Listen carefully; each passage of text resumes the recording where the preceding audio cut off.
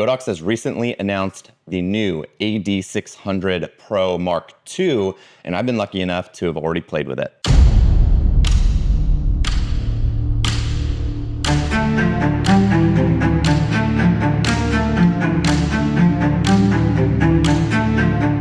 Now, this video is going to be broken up into two different sections, so I wanted to walk through what's new with this light while also showing some real life scenarios of this light in use. So what I'm gonna do real quick is first thing go through all of what's new with this light, and then we're gonna jump into some behind the scenes footage where I walk through an entire high school senior session. And now not all of these images are going to be using the flash, but I'll definitely walk through a bunch that have used this flash as well as a handful of natural light images. Now, first things first, let's go ahead and dive into what is new with the new Godox AD600 Pro Mark II. So starting off, there is a new one-tap sync feature that's only available if you have the new X3 trigger. What this does is allows you to sync to your trigger without needing to set the group or the channel. What you do is you dive into the settings on both the light and the trigger, you sync them, and then from there on, they're just constantly synced and you never have to worry about changing your channels ever again. Now, the next thing is that there is a new 16 color identification system. Now what this does is there's two little LED lights on both sides of the AD600 Pro Mark II. And what these do is they change based on the group that you have selected. And so if you have it set to group A, the LED lights are red. If you have it set to something like C, the LED lights maybe turn to blue. I can't remember what the specific colors are. But what this allows you to do is visually see what group your light is set to from a distance without having to walk over, pull the light down off the stand to verify what group everything is set to. You can just look and see what group each light is set to and then go onto the trigger and make adjustments as needed, which is super handy. Next up is there is an upgraded flash panel, which is basically just the screen that's on the side of the light. Instead of the old school, just like little digital display, it's now a full color TFT screen. It also has updated menus. There's also updated buttons on this device. So overall, it has a much nicer feel. The screen is definitely bright enough to see in full daylight. So no more having to like turn on the backlight or put your hands up to kind of shield the sunlight and things like that. So this is definitely a welcome change. From here, the light actually has now 10 stops of range going from full power all the way to 1/512th of a second. And now because you can go down a little bit lower in your power, this now also gives you a higher freezing speed. So you have a faster flash duration at this lower power. So because of this, you can actually go from 1/220th of a second for the flash duration at full power, all the way to 1/20,400 at that 1/512th of a second. Now with this higher range of lights, you can actually adjust in 0.1 increments if you like, if you want to get very precise, or you can change it to 1/3 stops if you want to be able to go from full power to low power a little bit faster. Next up is there is a new bi-color modeling light that's rated for 40 watts, so it's a little bit faster than the AD600 Pro Mark I, which was rated at 38 watts. So you get a little bit more power while also getting that bi-color. So now you can go from 2800 Kelvin all the way to 6000 Kelvin. So you have the ability to have a little bit cooler of a light or warmer light depending on your use cases. So this means in lower light situations, you can actually just shoot with the modeling light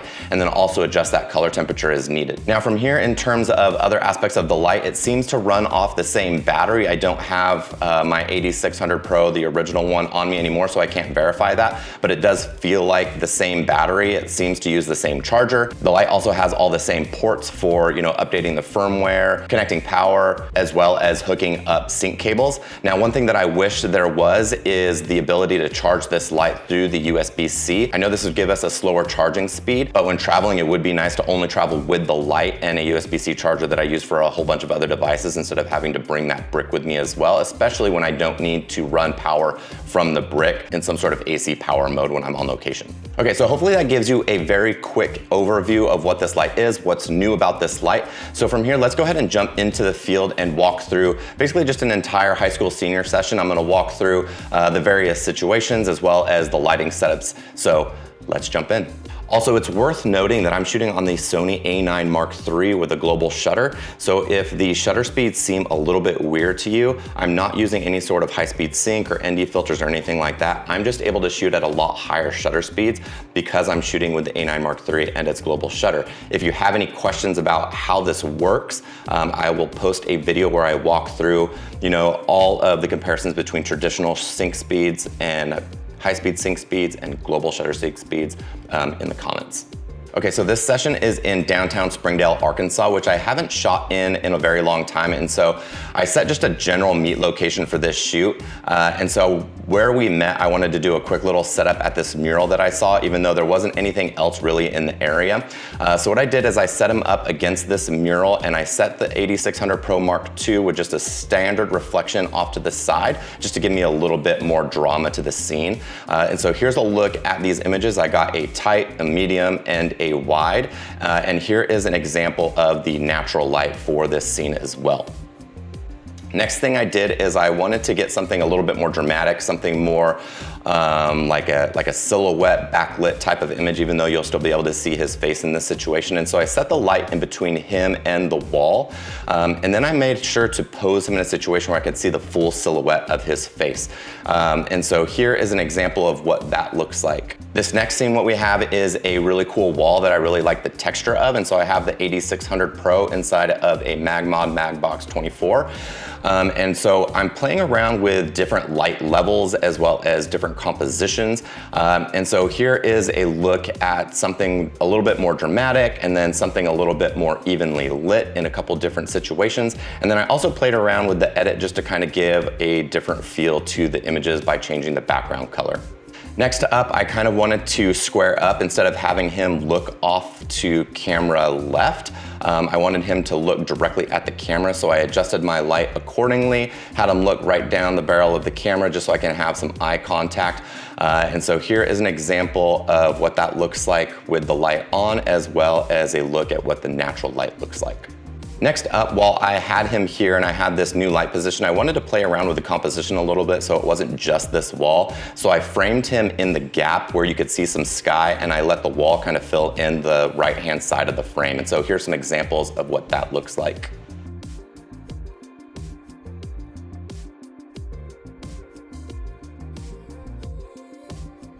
Next up, I'm using the fence to cut this light to give me kind of a cool streak of light across the frame.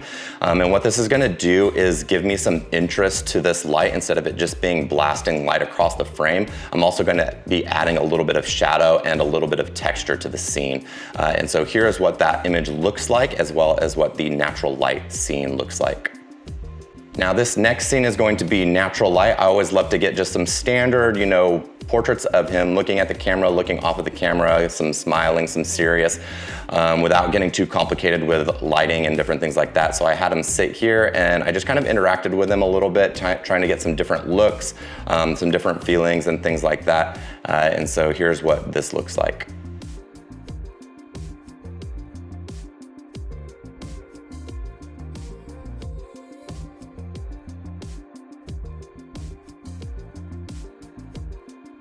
Next up, I wanted to create some really interesting light on this door, and I noticed the slats in this fence had some gaps in them, so I set the light up on the opposite side of the fence, and then I made sure to set him up in an area where you could see the light through the gap in the fence, and then that way the light would fall on his face while also causing a bunch of texture on the scene. And so this is what that looks like, natural light, and then here's what it looks like with the light added.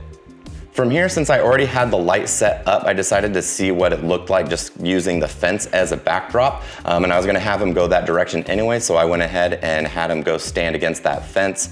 And so I just had him lean up against it, and I used this light as sort of like a backlight, kind of like the sun is peeking through. And so I got a handful of compositions for this. And so here's what we ended up with for this scene.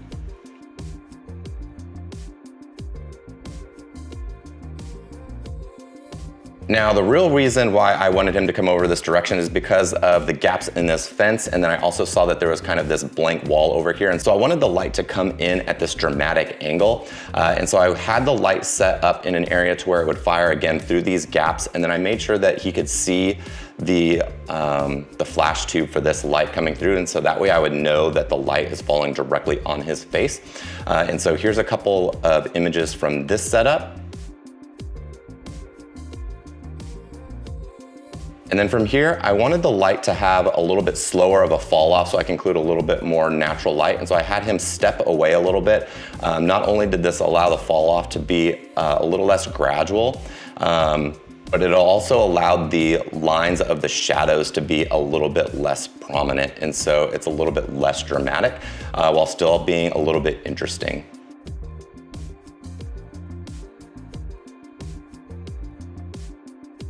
For this next scene, again, I just wanted some standard portraits, nothing too complicated with lighting, but I liked this white door in the middle of this gray, in front of this gray wall. And so I wanted to use that sort of as a compositional element. So I had him pose against the door, grabbed a couple images, but I wanted something with a little bit shallower depth of field so you couldn't see all the textures of the wall. And so I had him step away from the wall a little bit so that I could still frame him within the doorway.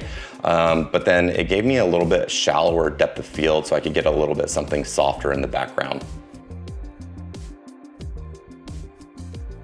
Now what we have is an outfit change, and while I was changing outfits, I noticed this doorway that was going into this back alleyway for this building, but the doorway was clear and the whole entire fence area was covered in these vines, and so I wanted to use, again, this door as sort of a compositional element, so I had him framed within the door and grabbed a couple of shots like this.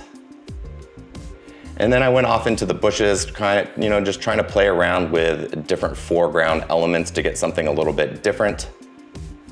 And then I made my way over to this trailer, and I thought maybe I could use the reflection of this. But in order to do that, I needed him to step away from that door. So I played around with this just to get something a little bit more interesting in the foreground.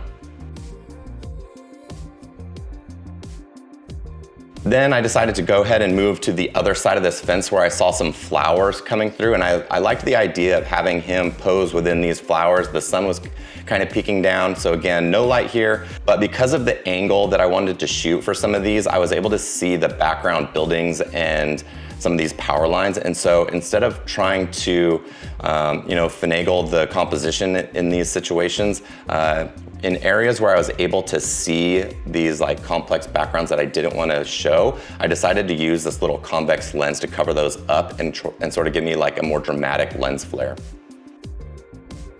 Moving on to a different location, it was sort of a little bit of a walk from our first location to the next location I had in mind, and so we did kind of a little pit stop on the way. I like this red wall, but I didn't want to spend a ton of time here, so I didn't set up any sort of lights or anything like that. I just had him pose against this red wall and got a handful of just simple portraits of him laughing and smiling, and I had him kind of interact with his dad a little bit. Next up here is the scene that I really wanted to use, because I really wanted to use the branches to this tree up against the brick wall, and I'm using the AD600 Pro Mark II to shine onto this tree and project the shadow of the tree onto the wall while also using the leaves as sort of a foreground element. I also tried to use the softbox just to kind of block some light from some of these trees, just so the trees weren't so bright in comparison to the light that is falling on the wall.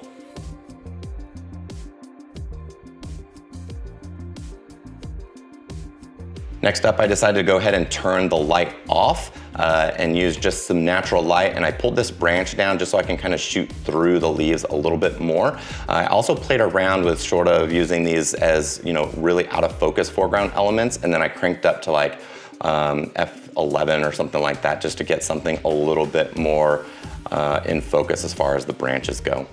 Similar to some of these other scenes, I really like this door framed within the big empty space of the wall. I also like that it was a black window door and he was wearing black, so it could be kind of dramatic with him framed within this door. So I got a handful of portraits here. Again, this is sort of an in-between spot as I was thinking of what I wanted to do next. And it was really easy just to kind of throw them in here and not have to mess with any lights and just get something a little bit different as far as backgrounds go.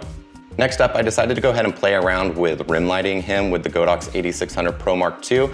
I have the MagMod reflector as well as a full CTO gel for this situation. And this gives me a little bit of color as well as backlighting him against the sky, while also using the tree as sort of a different compositional element.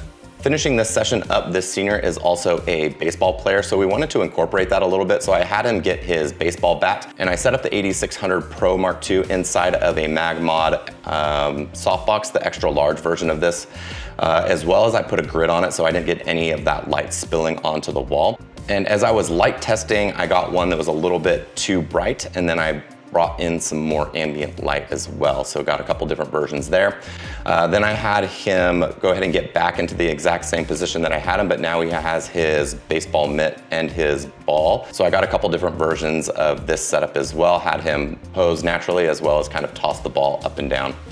Last up, I decided to take out a couple tube lights that I had in my truck and set up a little headshot style scene just to give something a little bit different, so they have kind of a, a standard vertical style headshot that they can use for anything. And also it gives a nice, standard look at the camera type of portrait with a nice clean light. That is all we have for this video, so hopefully you found this useful. The AD600 Pro Mark II is a fantastic light, definitely worth checking out. And then hopefully you found the walkthrough of this session useful. If you would like to see some examples of how some of these images were edited, here's a couple before and afters, but I am going to post a full walkthrough on how these images were edited from beginning to end over on my Patreon, so go ahead and check that out if you are interested. And if you found this useful, as always, giving all those likes, comments, subscribes is always useful for the channel. And with that, catch you on the next one.